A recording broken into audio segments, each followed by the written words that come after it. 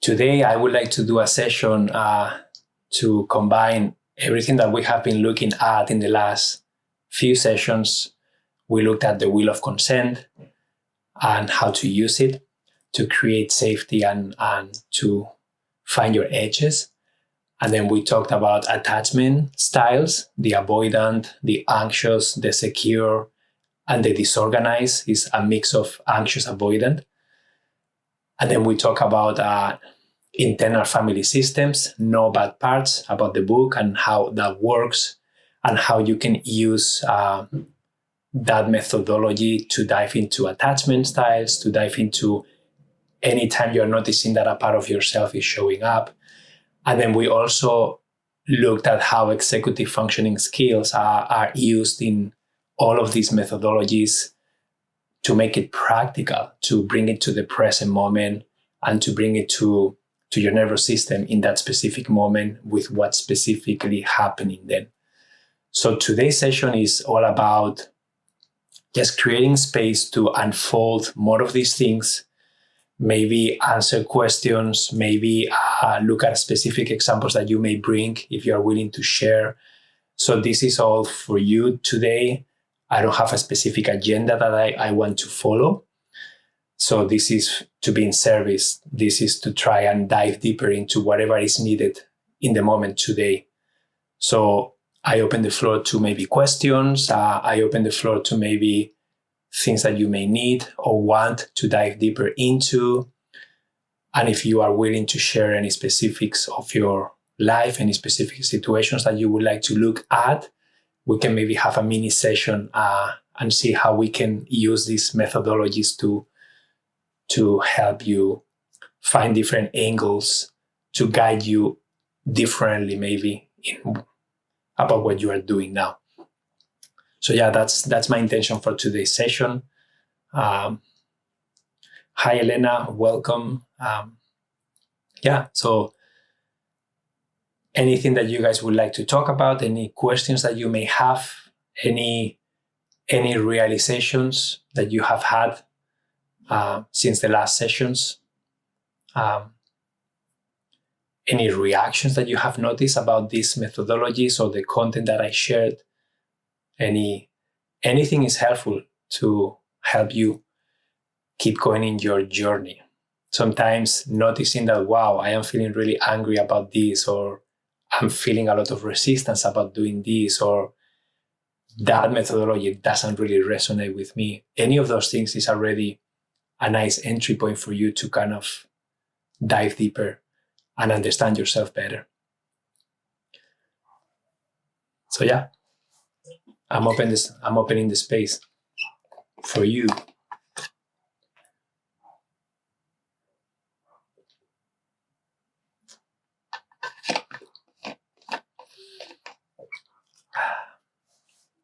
And silence is welcome too. Maybe some silence can help connect with things. Hi, Peta. Good morning. I know it's early for you in Australia. Thank you for joining.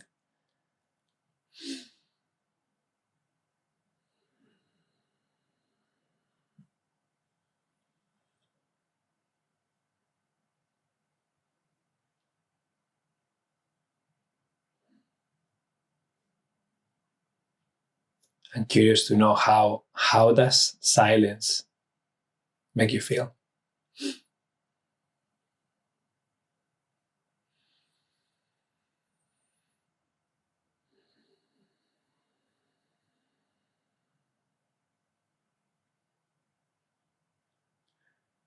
So Clarissa says that she just got in the second edition of Richard Schwartz's Internal Family Systems Therapy book the day before your last session. Your session helped me get real excited about it again, and I listened to quite a bit yesterday. I will consider questions. The framework resonates deeply for sure. Yeah, so Clarissa, feel free to, if you have any questions, feel free to share them and we can dive into them together. And this is also a space for any of you who maybe has done work on any of these modalities. for you to share some win stories, some how this has helped you in your life. How have you been able to overcome some of these challenges that you may have noticed using these methodologies?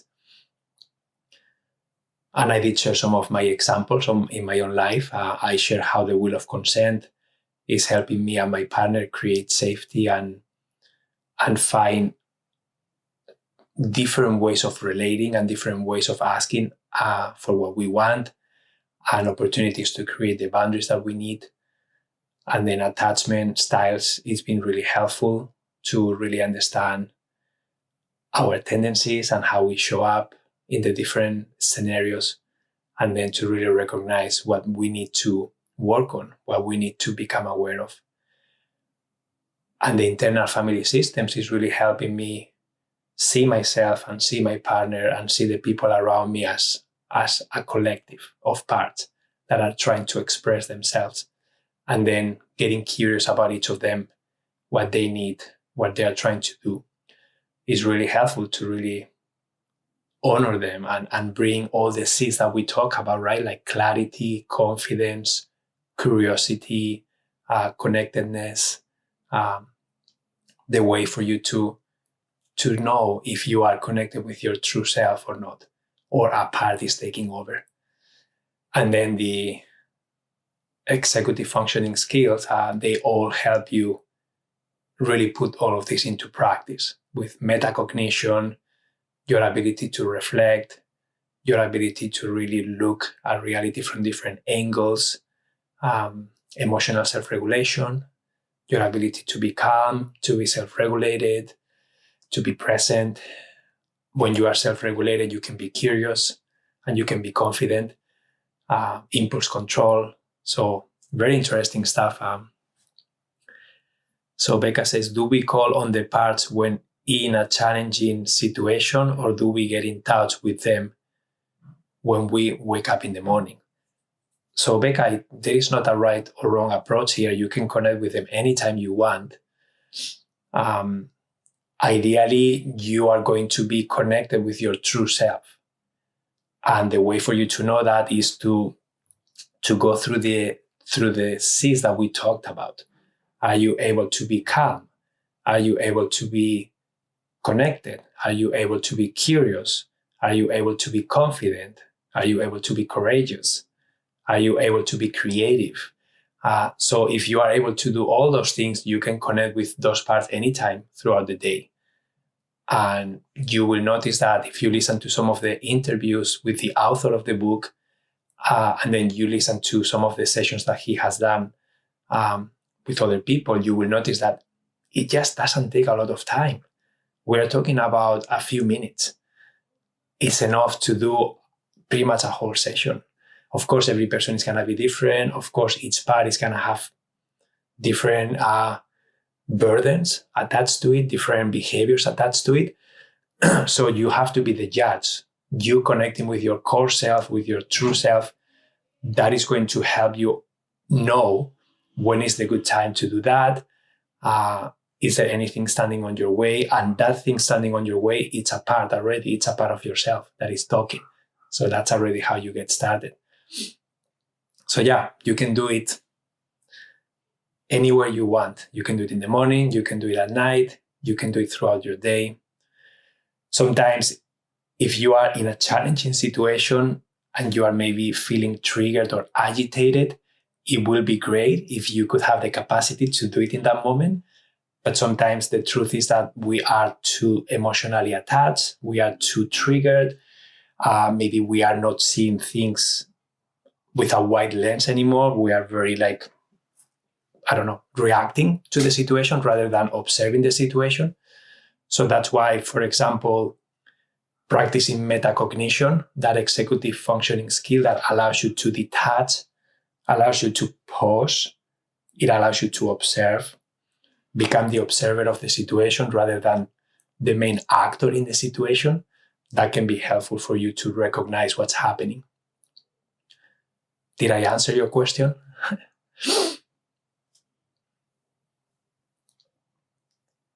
And for those of you who maybe are familiar with this, like, how do you do it? How do you connect? Or if you have tried, how do you connect with your parts?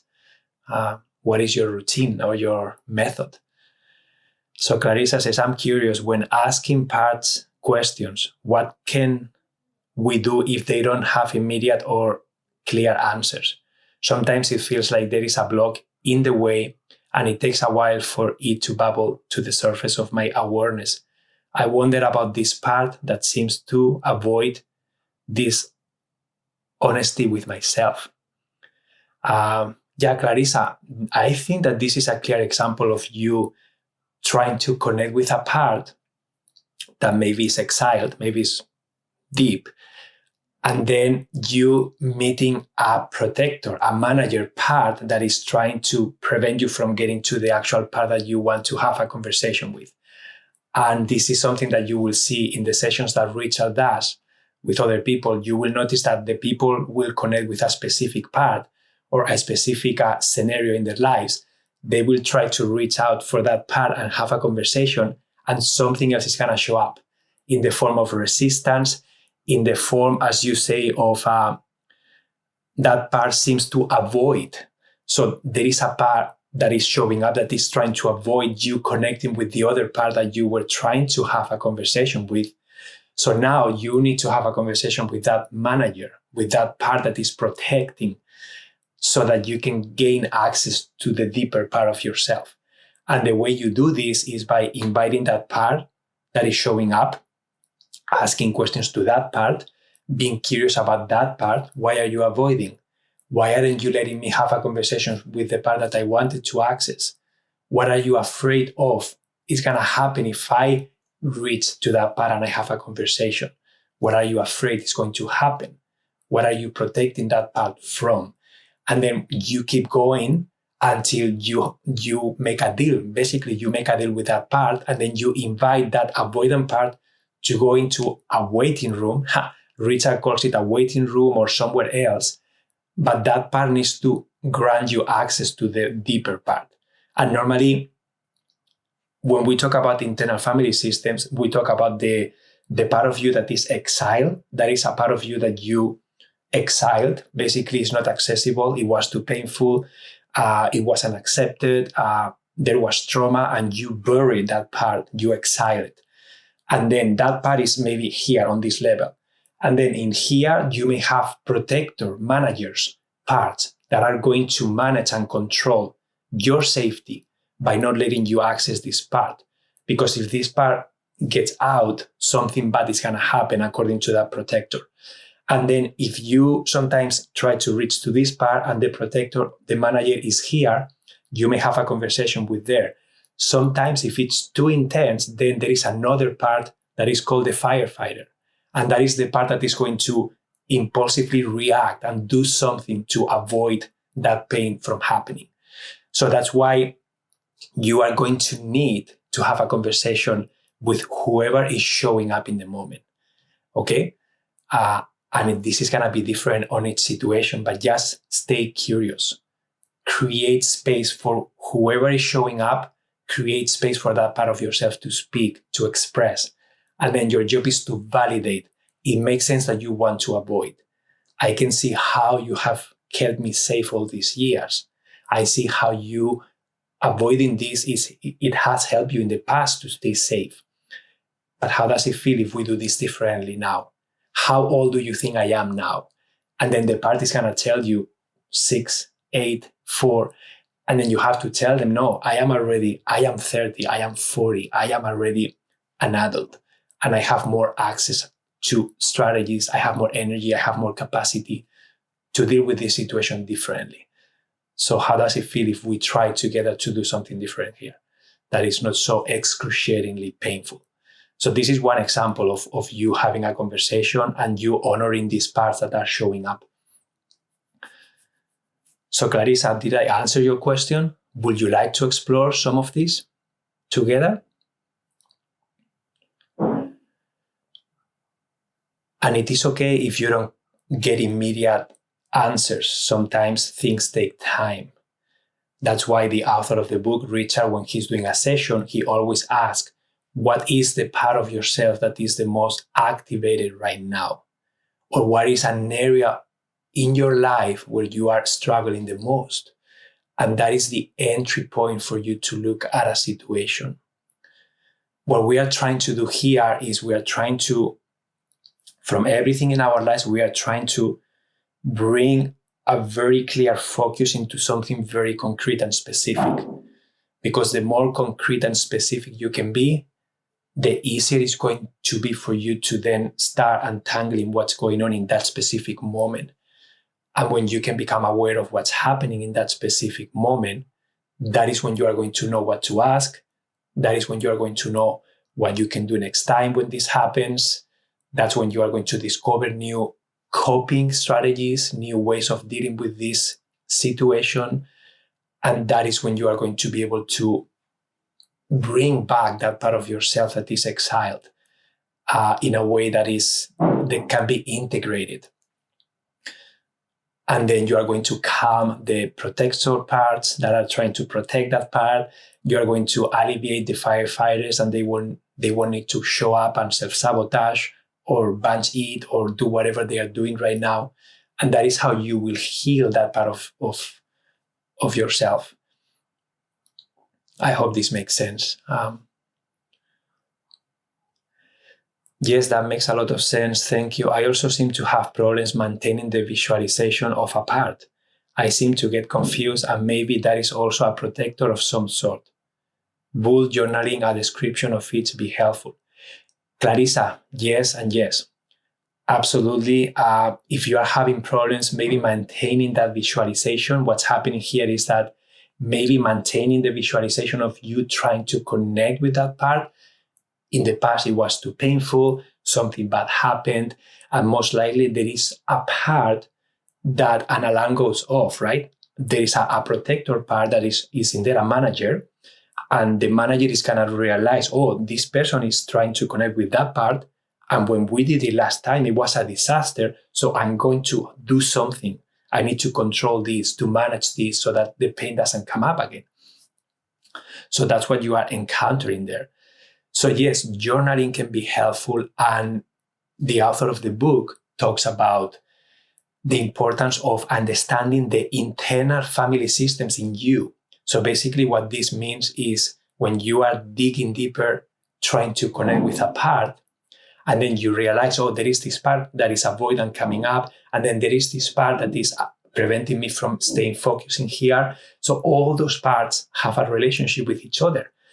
And then you are going to start naming them. You're going to start recognizing the behaviors and the patterns that each part brings to the equation. And that is when it gets interesting, because then you are going to start asking questions and connecting with the part of you that doesn't want you to stay focused and maintain the visualization.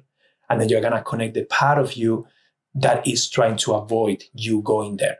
And when you can invite them into the waiting room, you can allow them to express themselves, you can understand and validate what they have done, and then you can unburden them from their role, and then you can go and then connect with the deeper part of yourself.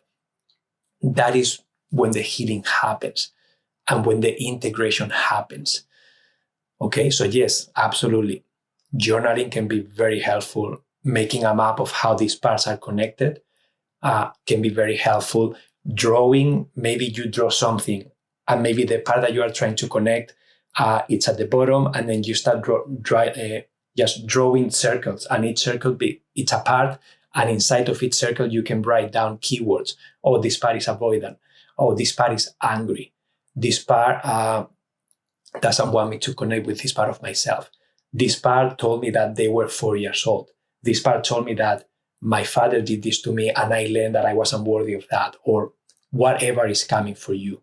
You can write it down, and that will help you keep going deeper. Yeah, mapping part like that is so helpful for me. So thank you, Ginger. So it's nice to hear how you guys do it and what works for you too, because it's different for each of one. Yeah, so I hope that this helps you, Clarissa. And if you want to share, we can keep going deeper if you want to. But basically, you will start by naming what do you want to connect with, and then you will try to connect with that. And as I say, you are going to look at an entry point, and normally that entry point is something in your life that is a struggle for you, something in your life that is emotionally agitating for you. Maybe a specific event that you noticed that, wow, I had a hard time there, or I struggled there, or I felt very unseen there, or whatever. And then that's the entry point for you to start the process. And sometimes maybe some meditation can be helpful. Sometimes being self-regulated in whatever way you practice self-care or mindfulness, can be playing an instrument, can be petting your pet, can be listening to a meditation, can be doing breath work, can be having a nap, having a bath, I don't know. Doing something that helps you self-regulate can help you then be in a state of receiving more information more easily because you are more connected with your body. For me, before we started doing the journey on the motorhome, I noticed that when I was going to hot yoga, it was a 90-minute class or 60-minute class. It was in a heated environment. It was hot yoga, yin yoga. So it was a very mellow and sometimes hatha yoga. I noticed that mindfulness exercise and a little bit of physical exercise for me was I always received a lot of downloads when I was there. Lots of ideas, information, things I wanted to do. So just find what that is for you. What activities for you, and get curious. Maybe try different things. Try journaling, try a meditation, a guided meditation. Try, I have it on my to-do list to create a couple of meditations for each of these modalities, right? So to help you guys dive into, okay, what attachment style do I have? Or maybe a guided meditation from the book, From No Bad Parts, about family systems, and maybe having something that is like a practice that you can press play and listen to. It's on my to-do list, so I don't know when it's going to get done. I get very emotional when asking to connect to. Yes, it certainly is helpful. I feel lots. I definitely could be grounding much more. So I get very emotional when asking to connect to. So what does that really mean, Clarissa? That you get very emotional when asking to connect? To connect to what? To yourself or to someone else? To a memory? To the part? And right now, Clarissa, do you have a specific part or specific angle that you are looking forward to exploring more? If you're willing to share. Is there a specific part or a specific scenario that you have identified that you want to get curious about? And what I sense from Clarissa's message here, that she's feeling a lot. I definitely could be grounding much more.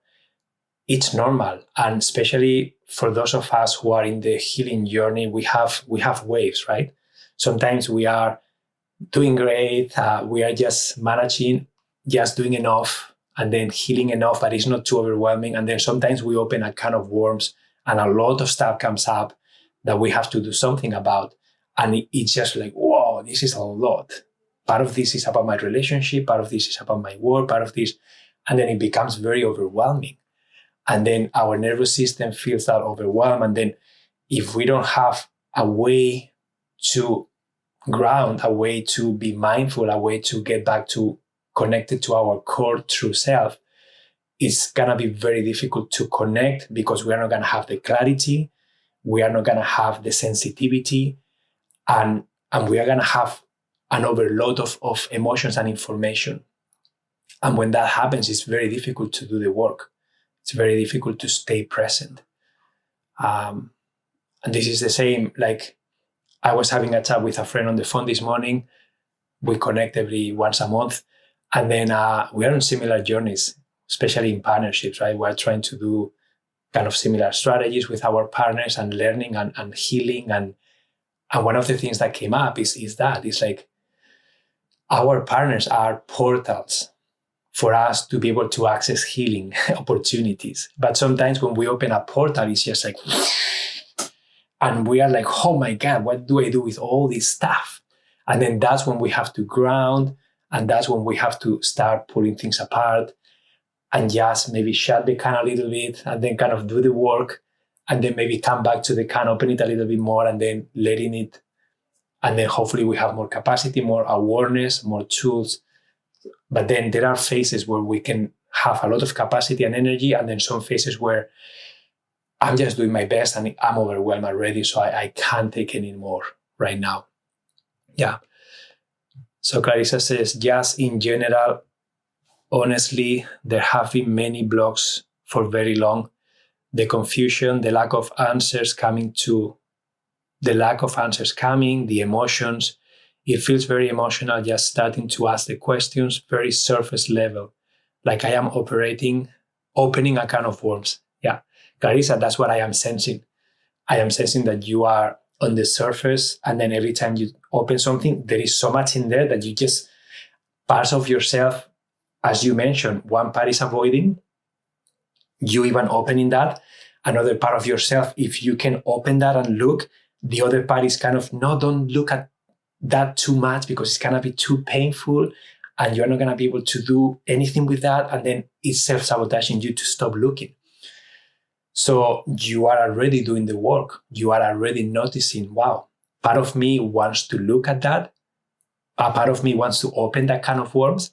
And then two parts of me right now, one is trying to get me to avoid doing that. And the other one is trying to, if I can do that, it's trying to limit how long I am there for.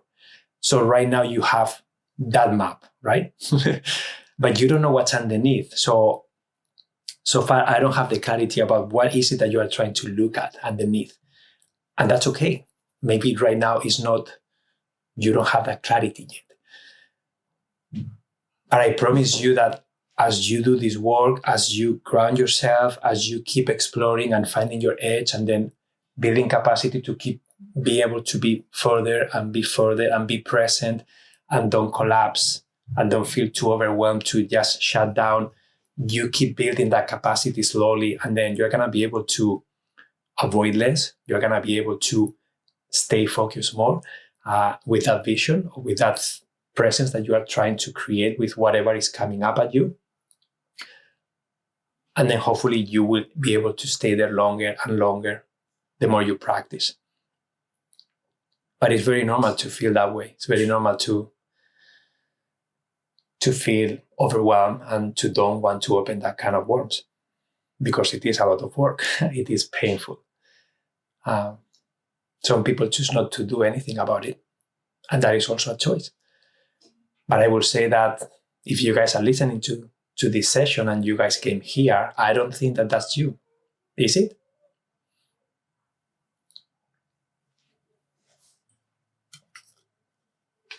And all the choices are okay, right? Any choice you make is okay.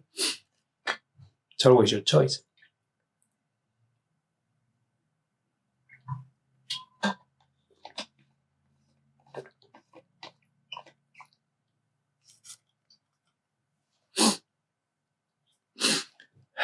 What is the end goal for the work of healing?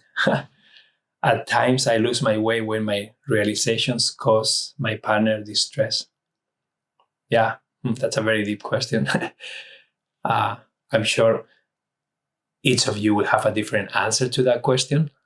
So what is the end goal for the work of healing? At times, I lose my way when my realizations cause my partner distress. So I want to start by sharing with you, Becca, that we men, normally I identify as men, and the masculine energy in men, let's put it that way, because masculine and feminine energy are present in regardless of sex, regardless of gender. But the masculine being wants to fix, wants to complete, wants structure.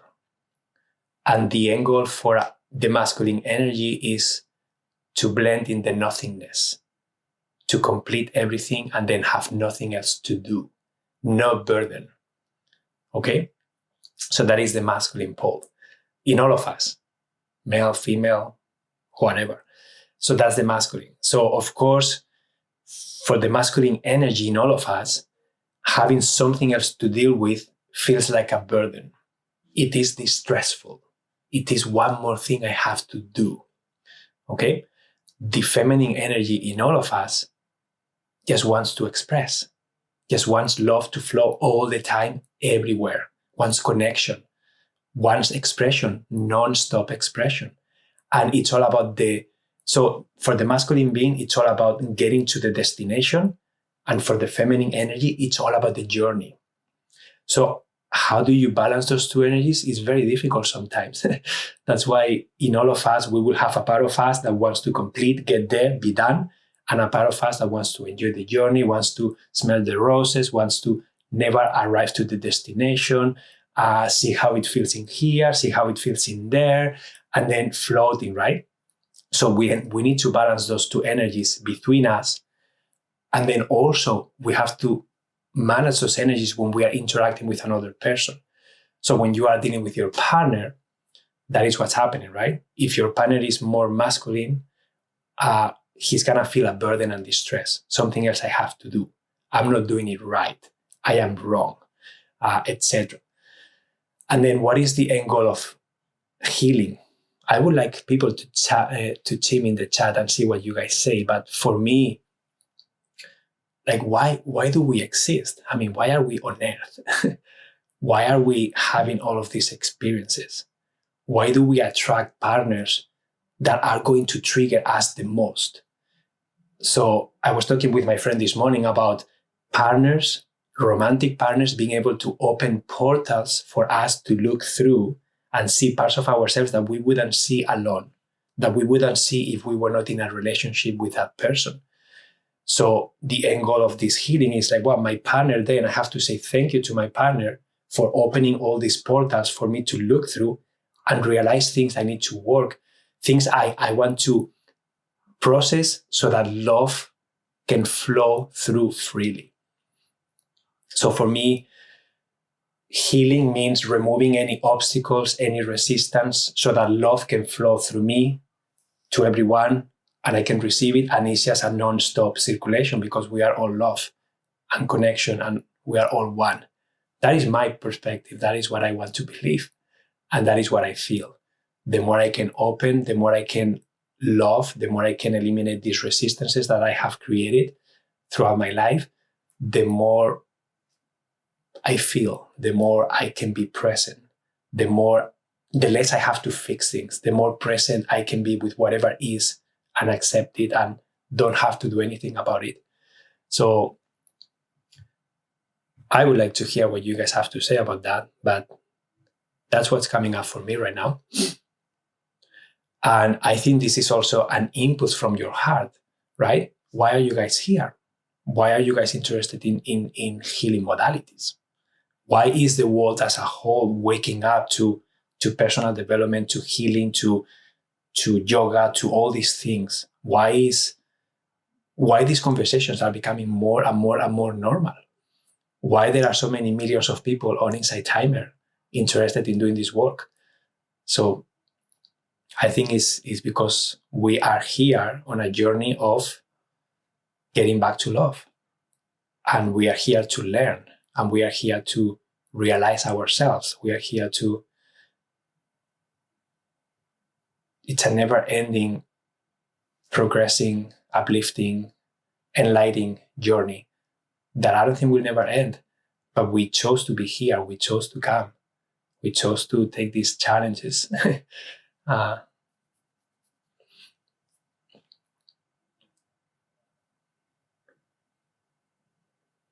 Yeah, Nia says, you are all just walking each other home.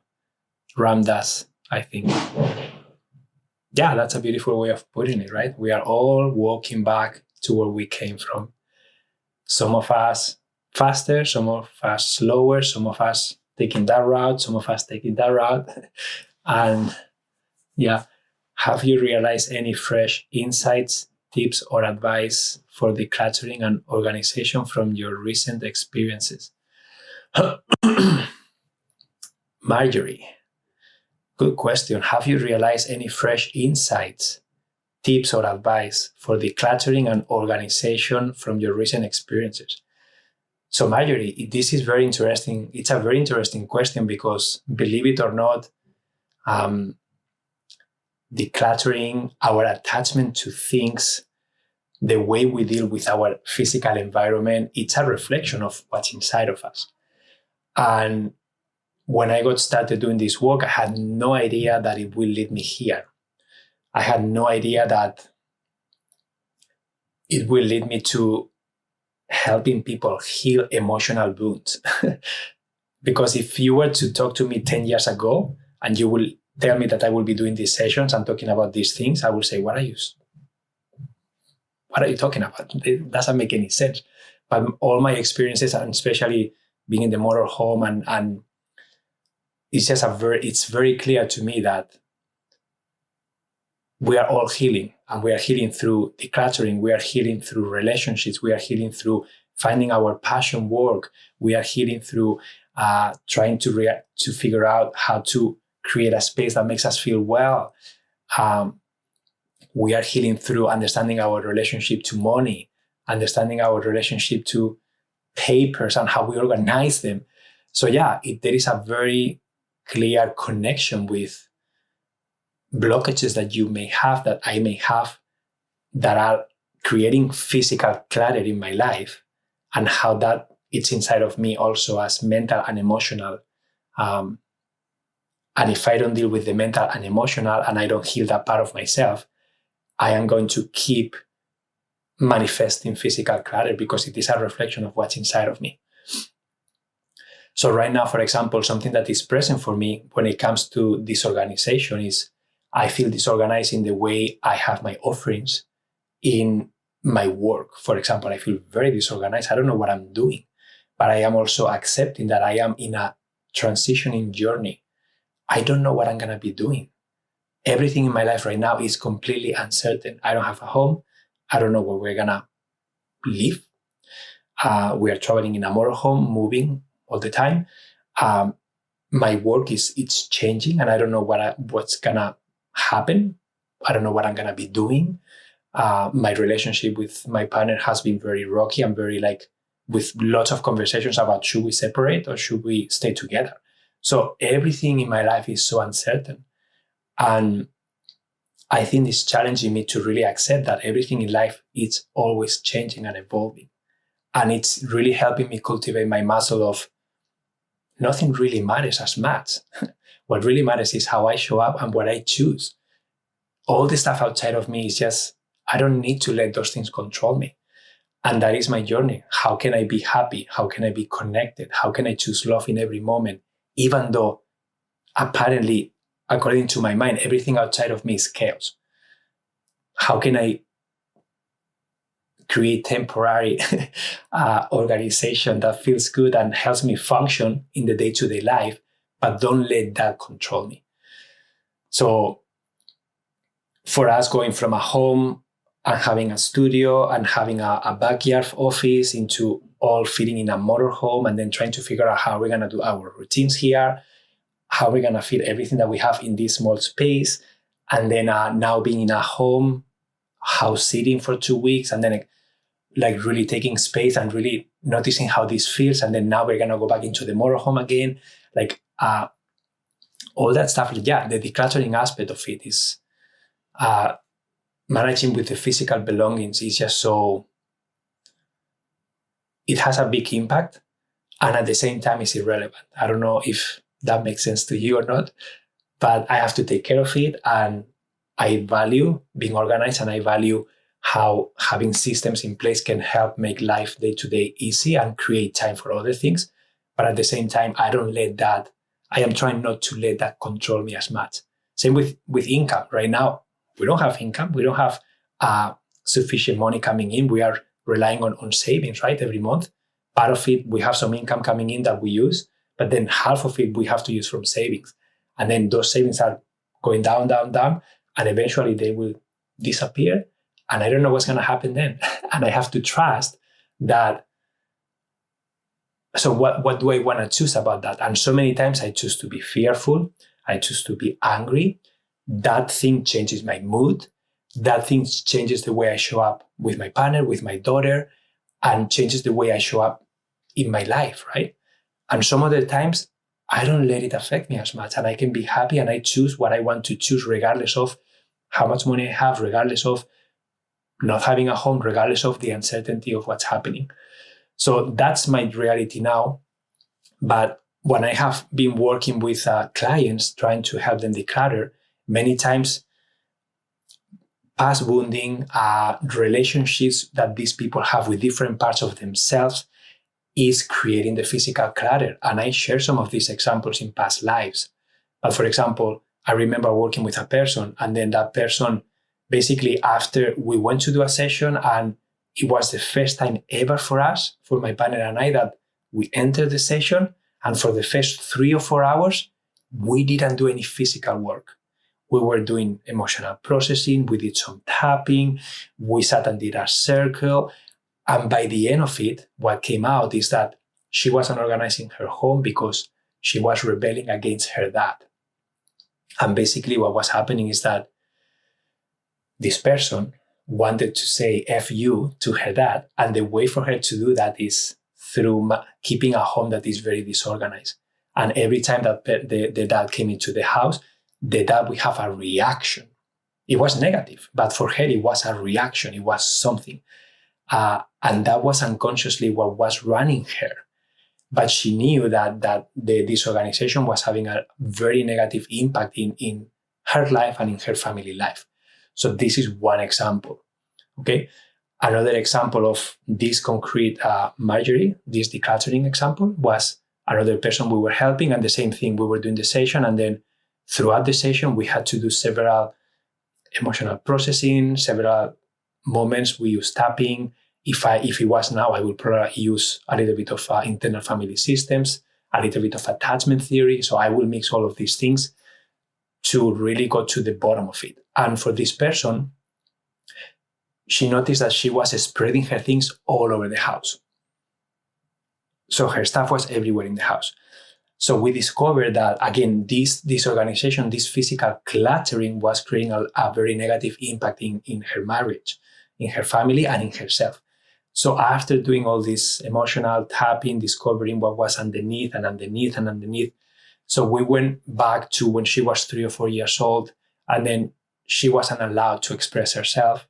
She wasn't allowed to own space, to claim space. She always lived out of a suitcase, and then she always was very constricted in what she could or couldn't do. So unconsciously, her way of coping with that wound of not being able to express herself was to spread her things everywhere in the house. So when she discovered that, she started crying, she started becoming aware of it.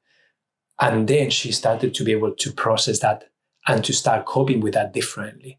And then after she was able to do that, the physical clutter started disappearing. And it was more intentional. And then we created intentions for each room in the house, and then we put a label on each door. So this is your office. What does this represent for you? What is the energy that you are embodying when you enter this? What are the things that belong here? And then what is the kitchen? And then what is the living room? And then what is the bathroom and the spare bedroom? So we did all of that, and then that helped her. Okay, I now understand. I now understand my attachment issues that I had. I now understand my wound. I now understand why I cluttered, why I spread my things everywhere, and why I do that unconsciously. And then after that, then she can discover. She didn't know what to do moving forward. It was all new. But at least now you can start discovering new ways of doing it. So a lot of compassion, a lot of presence, a lot of healing, being aware of different modalities is very, very helpful. Because what I have noticed is that when you are trying to access parts of yourself that you want to heal, sometimes internal family systems may be the great method to follow. Sometimes understanding attachment and your attachment style can be really helpful. Sometimes doing tapping can be very helpful. Sometimes just sitting in silence and doing meditation can be very helpful. Sometimes being able to do an imago dialogue with your partner or with the other person can be what you need to keep unblocking things. So that's why a variety of things can be very helpful to help you keep moving forward. So I don't know if that answered your question, Marjorie. I will invite more specific questions if you have more. So what does attachment mean in terms of physical items? Yeah, Becca. So for example, imagine that you have an attachment style that says that you are anxious, okay? You are anxious, and then you are fearful of being abandoned. You are fearful of not being together. You are fearful of not being good enough. Imagine that energy runs you, and then you have attachment style that is that is anxious. That is going to have a big impact in your relationship with your physical belongings. In what way? It's going to be different for each person, but maybe your way to create safety is to acquire things, because you acquiring things gives you a sense of control. And maybe you being able to control your physical clutter is your coping mechanism for you not getting the safety, emotional safety that you need from someone else. Maybe when you were little, maybe you were not receiving the love, the care, what you needed. And then your way to keep yourself safe was by controlling your physical environment. And this is real for a lot of people. They have physical clutter, and that physical clutter is a cocoon of safety. And they are petrified of letting go of the clutter. Because what's going to happen when they let go of the clutter? What are they going to face? They're going to face themselves. They're going to face, so who am I now? So what am I going to be doing now? And that is very uncertain. That evokes a lot of fear. If you have been criticized as a child a lot, maybe you are not confident that you are able to do something with your life. So you are covering yourself with all this physical clutter, and you are unconsciously self-sabotaging. This is a part of yourself that is going to show up as the self-sabotage. And there is a part of yourself that is saying, hey, don't you let go of the clutter. Because as long as we have clutter, we are safe. If you remove this clutter, then we have to do something with our lives, and we don't know what that is. And it's scary, and you may fail. So you stay with the clutter. Okay, so this is like, imagine that you have a part of yourself saying that. So that person unconsciously is coping with the fear, with the being afraid of who am I, discovering that, by keeping the physical clutter as an excuse. I cannot move forward because I have physical clutter. I cannot take on that career because I have physical clutter. I cannot invite people over and date because I don't want them to see my home because I have physical clutter. So that physical clutter is preventing you, but at the same time, it's helping you cope with those emotions unconsciously. So this is just one example, okay, of what I have seen from my work. There are many other ways of how understanding your attachment style and understanding the emotions that you are feeling, the impact that can have in the way you show up in general, and including your physical environment. Okay. So Marjorie says, my father had the reverse reaction to his mother's holding, getting extremely anxious and angry if anything is moved in the space he uses. Yeah, Marjorie, that is a beautiful example of a polarized example, okay? And this is on internal family systems. They talk about having polarized parts. Basically, if one part is on the extreme here, then you are going to develop the other part on the extreme there.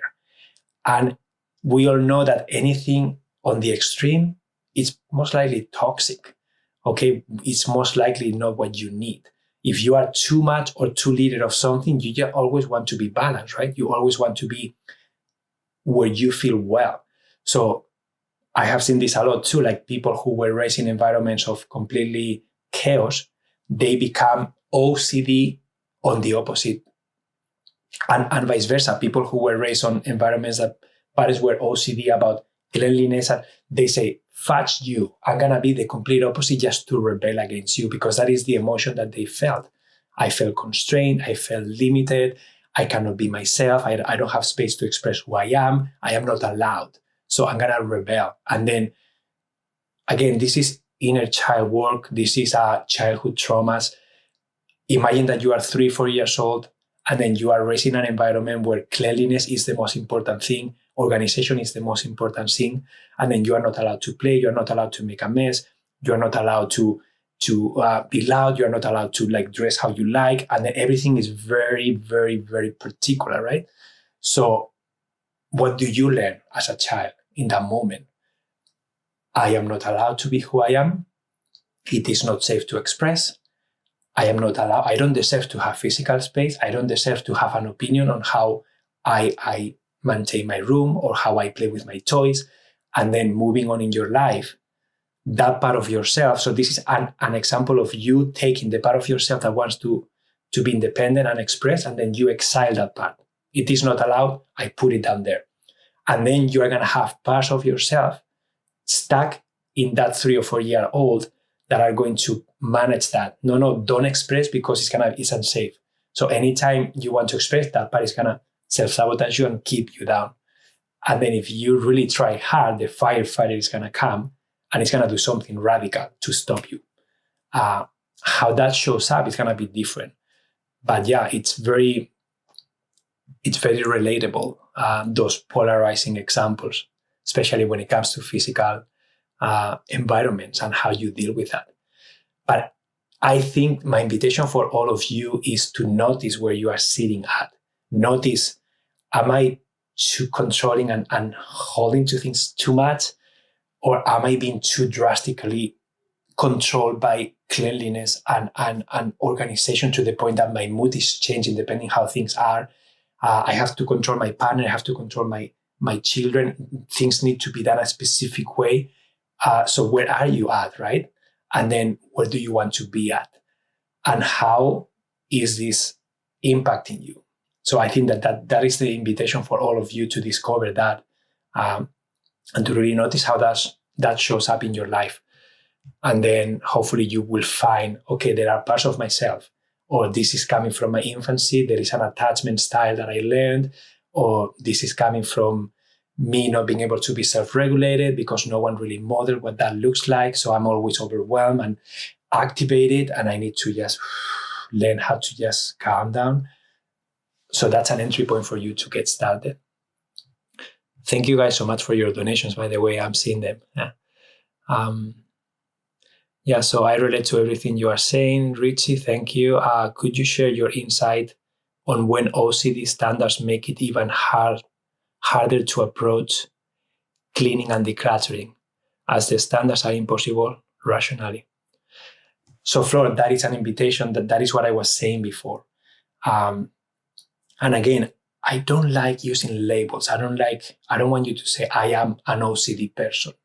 I rather you say, I have OCD tendencies when it comes to my kitchen. Emilio, I have OCD tendencies when it comes to sitting at a table with my daughter and her making a mess with the food. I notice my nervous system reacts. I notice I get and then I have done so much work on this with my therapist, with Samantha, still impacts the way Samantha feels about me, still impacts the energy on the table. Sometimes I do great. Sometimes I'm unconscious and I get back to the patterns. So I have an OCD tendency in the table. And what I have discovered is that when I was little and I was sitting at the table with my parents, there were a lot of rules. I had to sit like this. I had to put my arms like this. I have to have my sleeves up.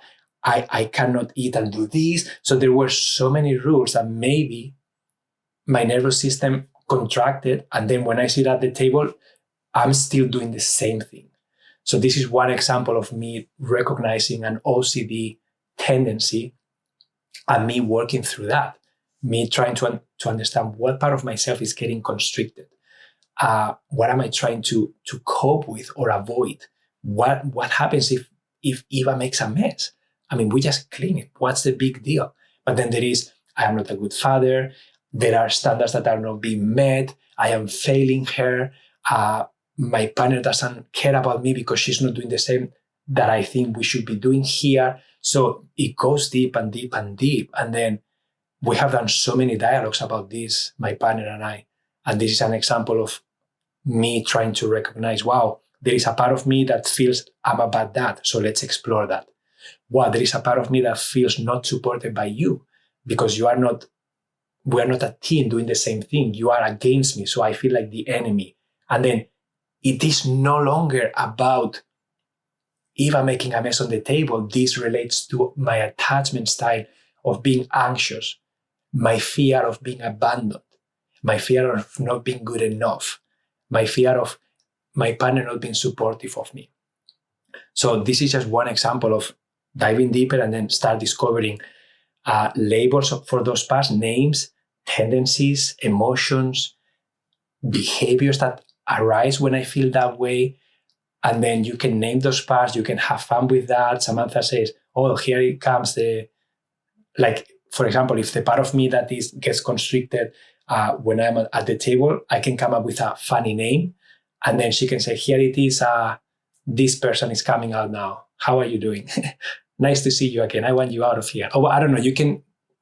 You can be playful about this in helping your partner be aware and maybe kind of externalizing that part of yourself so that you can then do work with it, but it's not like my wife being frustrated with my behavior is not an attack towards Emilio.